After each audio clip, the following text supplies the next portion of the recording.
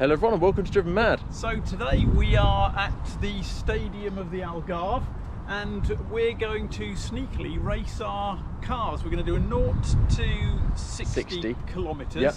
And then we're going to try and do 30 to 60, but obviously we're going to have to do it in a car park, so it's going to be tricky, isn't it? It is, yeah, but we'll give it a crack. Yeah, it's really unfair to my car, but unfair to your car. Let's see how it goes. You know, I'm relatively confident. In fact, but just to be on the safe side, I will put it in sport mode. Right, let's get this done before we get thrown out.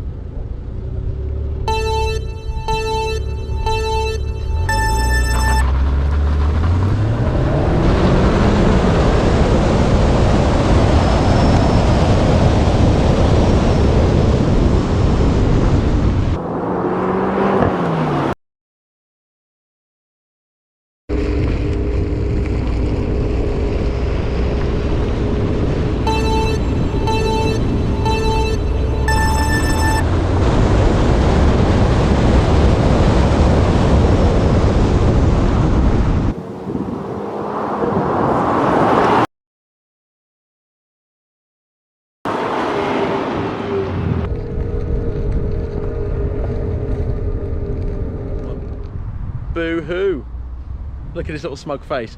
We're about to get overtaken by an Arctic lorry, so we'll join back in a second. Alright, so as we saw, that test there was, I would say, nice and in favour of the Mini. It's a perfect setup, to be fair, for the Mini, which it's fantastic for, which is shooting off the line and getting up to 60 very quickly, actually. Well, it's an extremely rapid little car, so it's good fun, and off the mark, it doesn't matter what you do. Oh, it cracks electric on. It's instant. Yeah. It is instant, and I will give myself the excuse. I've got the MTA, the manual auto gearbox on my Abarth, and it is pretty sluggish. We have done it on the dual carriageway, and they're almost identical, aren't they? Once you're up to sort of, I suppose, 60 miles an hour, 100 kilometres, 60 miles an hour, they're as good as identical. Bang on. Yeah, and then obviously mine will continue for top speed. So yes, you know, true. Which I can't do. Yeah, no, illegally. If we went to an autobahn, I'd win. But around town and stuff, nothing beats that Mini.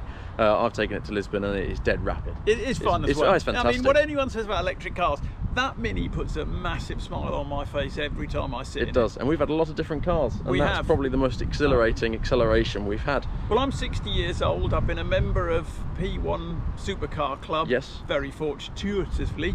And that Mini's in my top 5 of cars I've ever driven. I love it. Caught us right off guard, that Mini, but it's a fantastic car, and you've seen it is really, really quite quick. And the Abarth's one of my other top favourite cars, so I haven't really got a favourite out of the two of them. Yours sounds vastly better. Mine does sound better, that's true.